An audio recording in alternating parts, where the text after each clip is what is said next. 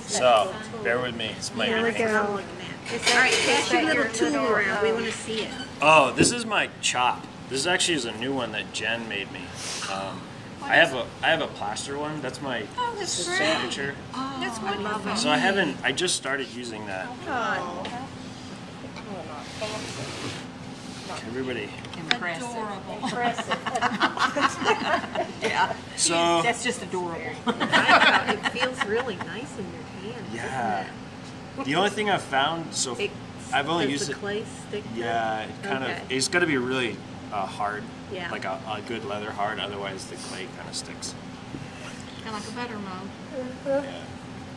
So anyway, I just grab worry, a chunk of clay and I kind of form it a little bit before because I do pull these off the cup.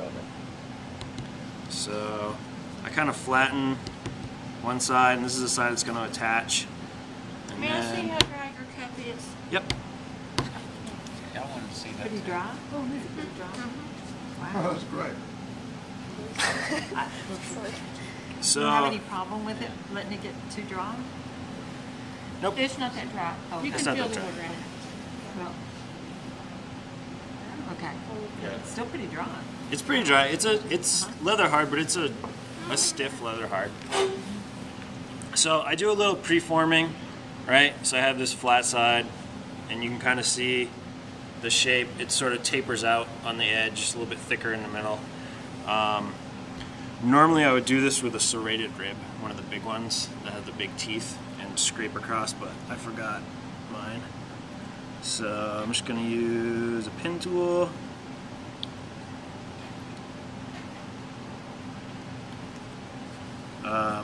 You know, slipping and scoring is very important with a handle, especially when it is this, stiff, dry.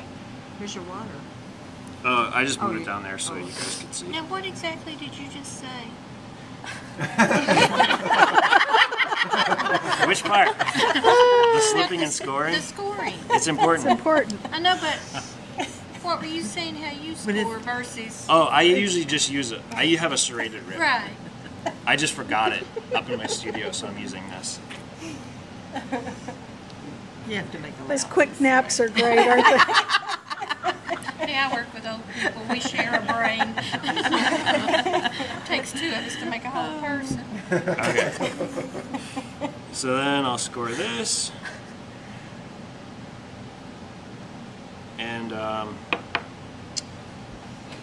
like I said, I usually have a paintbrush so I can paint the water on, because then it localizes it, as opposed to like if you take a sponge and drip it, then you get water that's always dripping down the side. Let's use my finger. So you don't need to use a lot, just a little bit, just to get that wet. Same thing with this. Okay, and then I'm just going to attach this, and Just attach it. this is the important part, because this needs to be attached really well, because I'm going to be pulling on this, and if it's not attached well, it's going to pull right off. That's the biggest struggle with pulling off the cup, is that usually people don't attach it well enough so that when they start to pull, it just comes right off. So attach it with Berber. Yes. So just gonna, and so it's kind of flat, right? And you can see where this is sort of dome shaped. So just kind of move it back and forth to get it kind of stuck first, and then I just really pushing forward to work that in.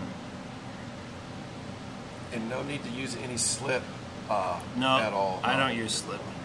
Just water. Just water. I like that. I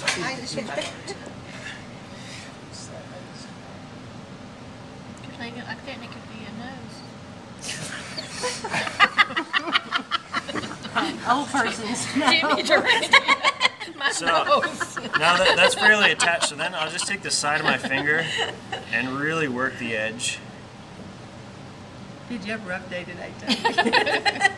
Hey, when you get old, everything leaves. You better have a sense of humor. Seriously. You're not that old. All right. So now that's pretty on there, okay?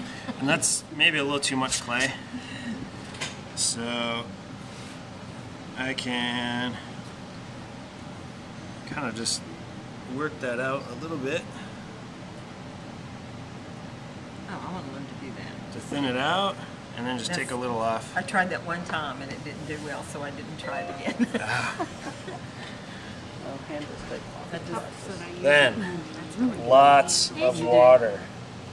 This is the important part of pulling a handle. So I like to do it right over my bucket and keep dipping my hand right in there. And it's just nice, light pulls, and it's a lot of them. See, you know, I move my hand pretty fast, and also I'm changing sort of position of my hand, because if you do it one way like this, a lot of times one side will end up getting thicker, and that's what happens a lot of times. Like if you have a handle and you put it on and you fire it in a kiln, and it warps and it pulls to one side, it's usually because you do only one movement, and so it thins out one side of the handle. Sometimes they'll get pointed on the Yep. sides too. Yeah, so that's when you come around with your thumb and you go right down the Yeah, side. Okay.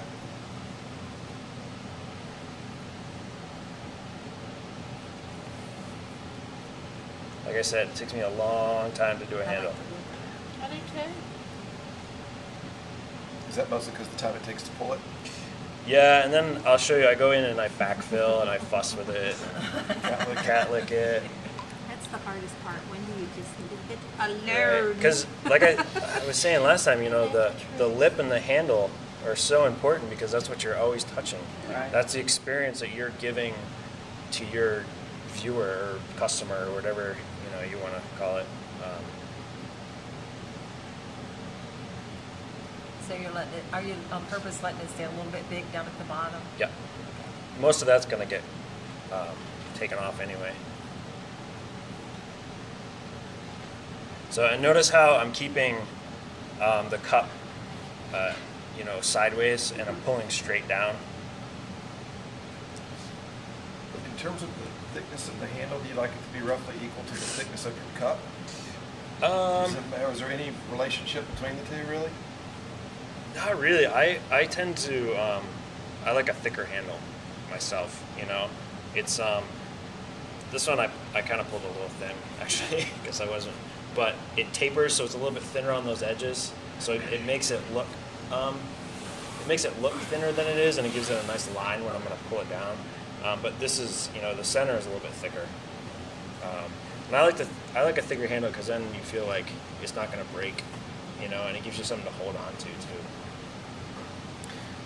So then, Somebody being tapped on the side of the sink. yeah. True.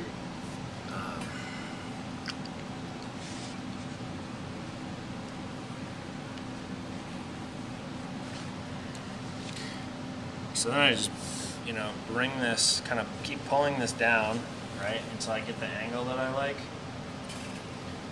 And then just kind of pull some of that extra off.